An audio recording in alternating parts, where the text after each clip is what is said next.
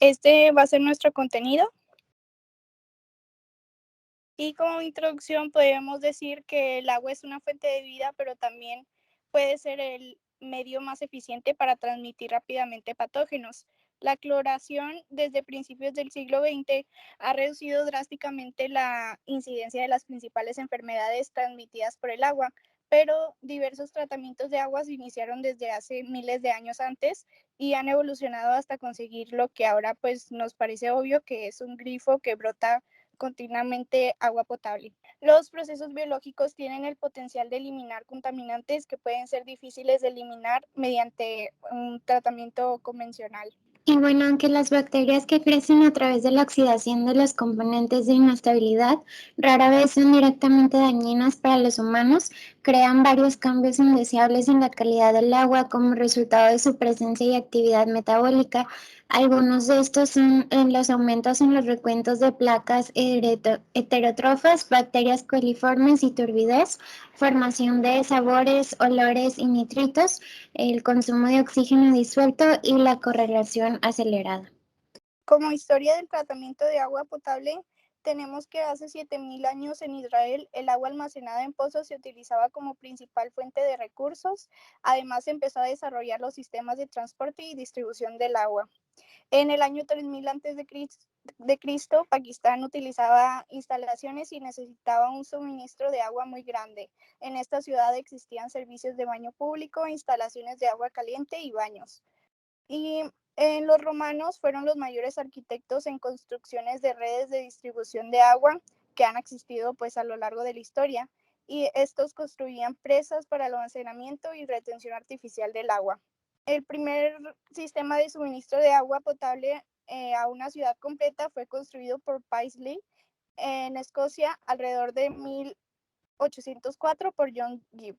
En 1806, París empieza a funcionar como mayor planta de tratamiento de agua y en 1827 el inglés James Simplon construye un filtro de arena para la purificación de agua potable que hoy en día todavía se considera el primer sistema efectivo utilizado con fines de salud pública. El subtema 15.2 son procesos de biopelícula aeróbica para eliminar la inestabilidad biológica. Estas son las características generales de los procesos de biopelícula aeróbica. El primero es que tienen un entorno oligotrófico, que significa que pues, los sustratos donantes de electrones están presentes en bajas concentraciones y esto ocurre para limitar el crecimiento bacteriano durante la distribución. También se basan en biopelículas para una excelente retención de biomasa sin requerir largos tiempos de retención de líquidos. Esto es consecuencia del entorno muy heliotrófico. Y por último, son aeróbicos en la mayoría de los casos, pero no todos. Las concentraciones relativamente bajas de componentes de inestabilidad no crean una demanda de oxígeno capaz de agotar el oxígeno que está disuelto en el agua. Y bueno, el siguiente subtema es la materia orgánica biodegradable, por sus siglas BOM. Y bueno, existen dos aspectos de BOM que hacen que su concentración e inestabilidad sea difícil de cuantificar, lo que viene siendo una muy baja concentración y naturaleza heterogénea. La mayor parte de la lista de materiales en suministros de agua es de materia orgánica natural, por sus siglas NOM, derivada de la descomposición de los polímeros complejos que componen vegetación y microorganismos, y en gran parte de estos son tipo único. El tipo único BOM tiene una biodegradación cinética relativamente lenta y un tamaño molecular moderado. La mayoría de las técnicas de medición de BOM implican incubaciones por lotes de agua con un inóculo bacteriano controlado. Las pruebas por lotes se dividen en tres categorías. La primera categoría es el bioensayo para carbono orgánico disuelto biodegradable, por sus siglas BDOC.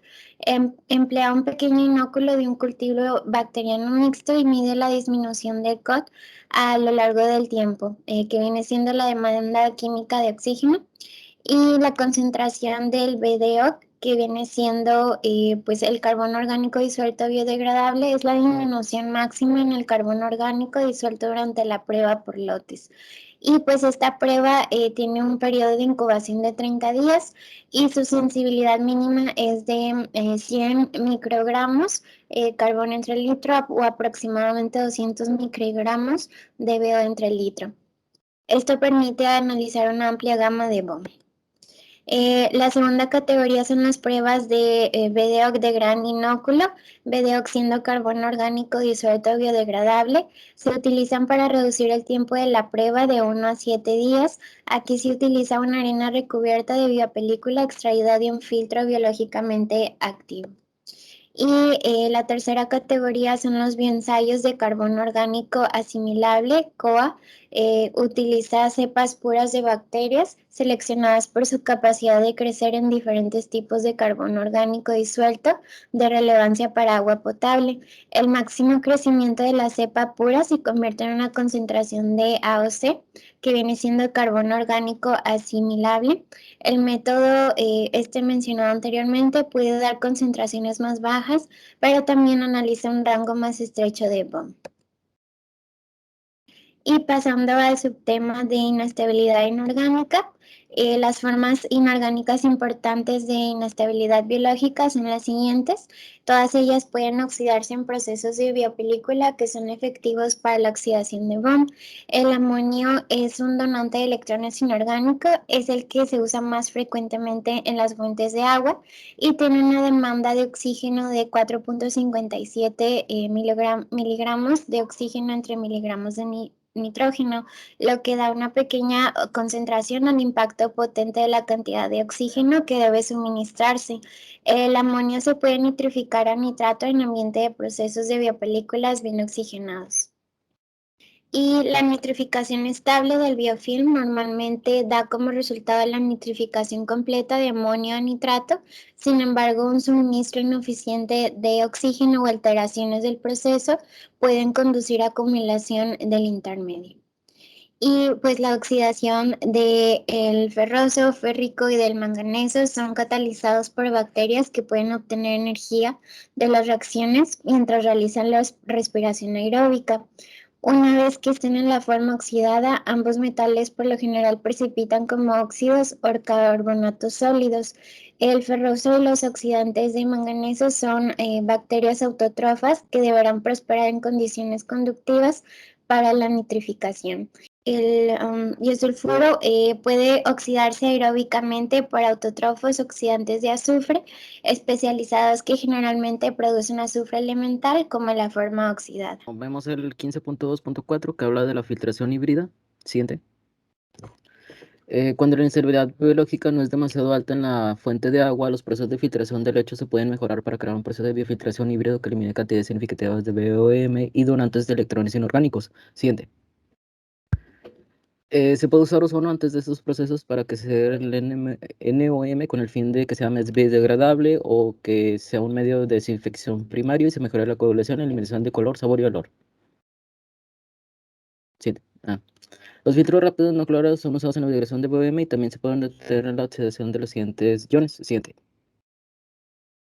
La carga hidráulica de los biofiltros híbridos va de 5 a 10 metros por hora. Se basa más en la eliminación de partículas que la carga superficial de BM debido a la acumulación de biopelícula. Los intervalos de retrolavado pueden ser más frecuentes y cuando el lecho se clora continuamente. Sí, porque van muy rápido. La eliminación excesiva de biopelícula fuerza en un periodo de maduración no deseado, no permitiendo la eliminación de BM después del retrolavado y evita la eliminación de donantes de electrones inorgánicos. En este caso, pues, los otros autótrofos no alcanzan a crecer lo suficientemente rápido. Siguiente. La eliminación inadecuada de la biopelícula sobre el control de la biopelícula pues causa que haya una pérdida de carga excesiva, turbidez, crecimiento de macroinvertebrados y gusanos nematodos indeseables. Siguiente. La cloración de agua de retrolavado es una estrategia que reduce la cantidad de acumulación de biopelícula sin eliminar la actividad biológica. Entonces por eso es muy útil. Siguiente.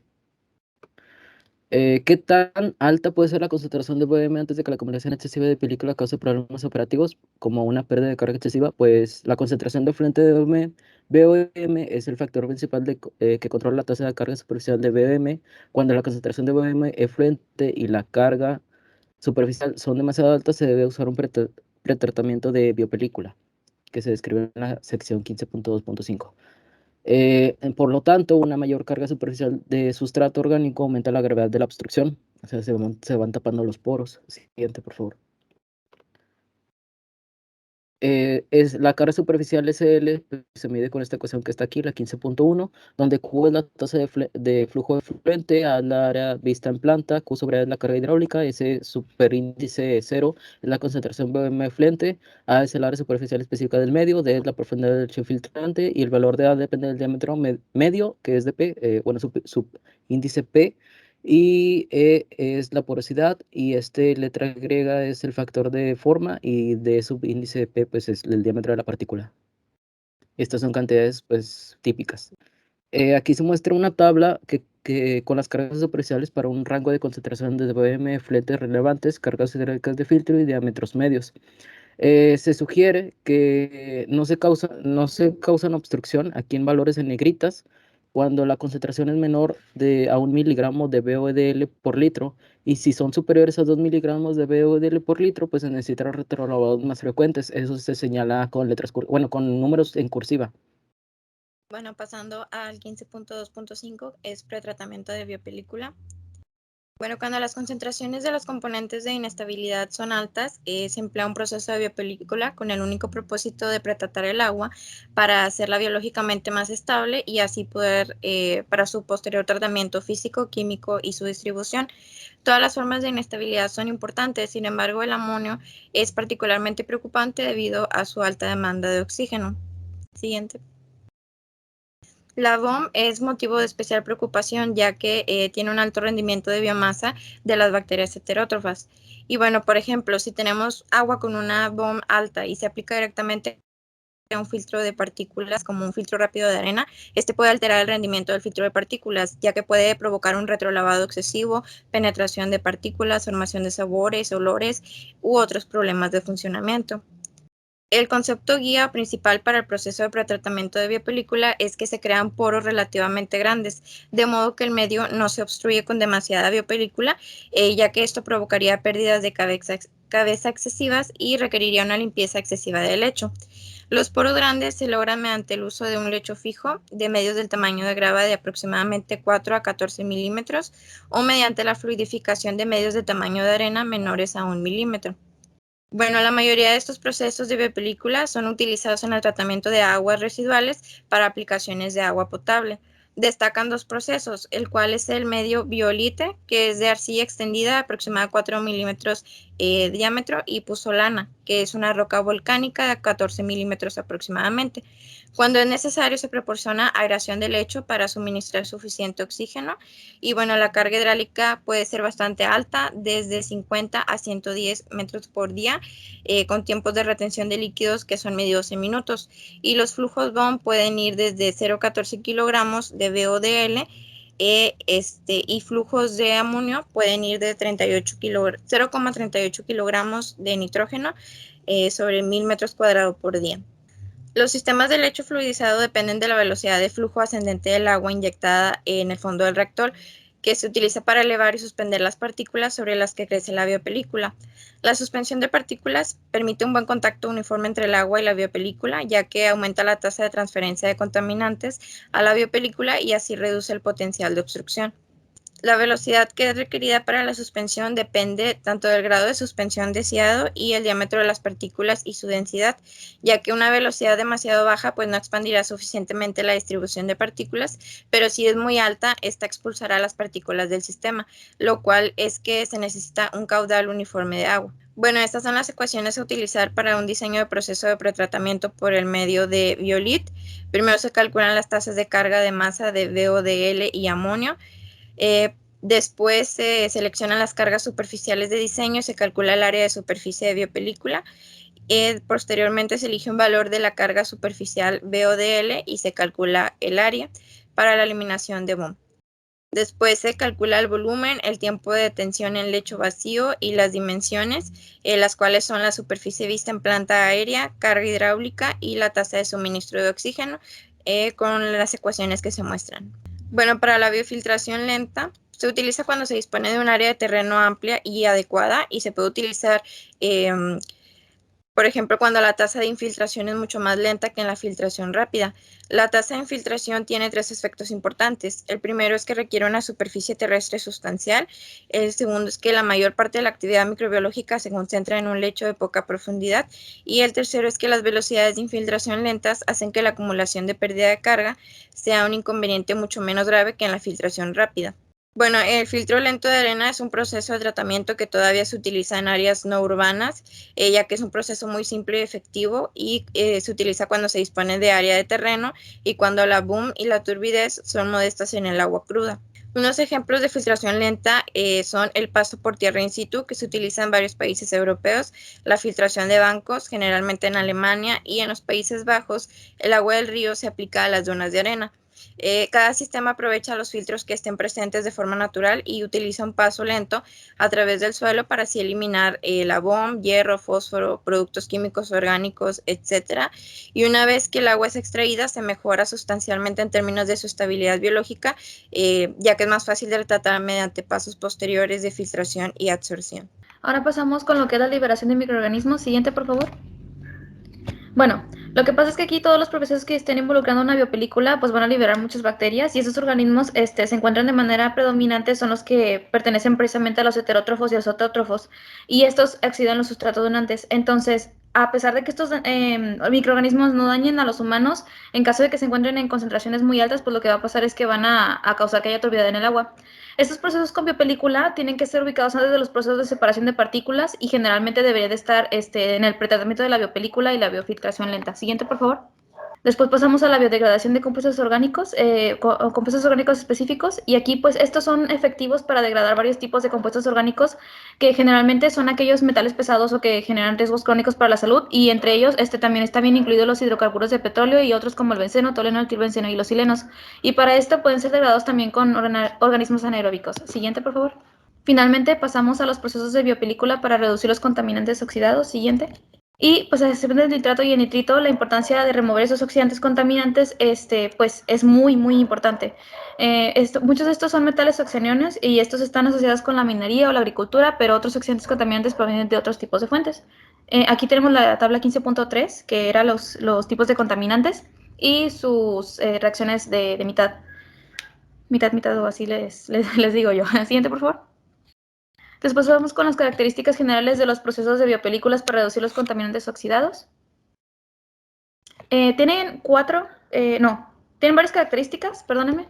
Entre ellas estaba la concentración del oxígeno disuelto, OD, y debe ser mínima en el reactor. Normalmente tiene que ser inferior a 0.2 miligramos sobre litro. Y esto es para evitar la competencia de la respiración aeróbica, que será preferida si el oxígeno disuelto está presente. Tiene que mantenerse minimizando el contacto con la atmósfera y consumiendo el oxígeno afluente al suministrar el donante de electrones para la respiración aeróbica. También se debe de añadir un donante de electrones de exógeno para impulsar todas las reacciones de respiración, incluyendo la delimitación del oxígeno disuelto. Y finalmente, es posible una amplia gama de procesos, pueden ser flechos fluidizados o mixtos. También tenemos que tiene varias características que la distinguen del tratamiento terciario de aguas residuales. Son 4, aquí sí son 4. La calidad del efluente está controlada por el MCL, como se encuentra en niveles bajos, pues entonces va a necesitarse una concentración de efluente del aceptor cercana al valor de su S mínima. También tenemos que las fuentes de agua potable que tienen un contaminante oxidado suelen tener un segundo o tercer contaminante oxidado. El donante de electrones residuales tiene que ser mínimo para poder mantener el agua biológicamente estable, y finalmente que la elección del donante de electrones añadidos. Los procesos autotróficos. Siguiente. La desnitrificación autotrófica utilizando H2 se ha utilizado en sistemas de lecho fijo y lecho fluidizado. Esta era inicialmente a través de la dispersión de gas, pero mantiene concentraciones de hidrógeno superiores a las necesarias y desperdicia el donante. Entonces se desarrolló más recientemente el suministro de hidrógeno mediante la transferencia del gas sin burbujas. Esta se consigue con el reactor de biopelícula de membrana, que en una biopelícula de bacterias oxidantes de hidrógeno en la superficie exterior de membranas no porosas y permeables al gas. Esta ha sido eficaz para los contaminantes oxidados que vimos anteriormente en la tabla, así como para numerosas combinaciones. Siguiente. Tenemos después los procesos heterotróficos. El siguiente, los sistemas heterótrofos dependen de la entrega de un donante orgánico de electrones. Los más comunes son el acetato y el etanol y se adquieren a granel y con granel a gran pureza. Y los medios de biopelícula pueden ser citosina, adenina, guanina, antracita, arena o arcilla expandida. Y hay opciones también de lecho fijo y lecho fluidizado. Ahí vemos una imagen y un esquema del lecho fluidizado. Siguiente.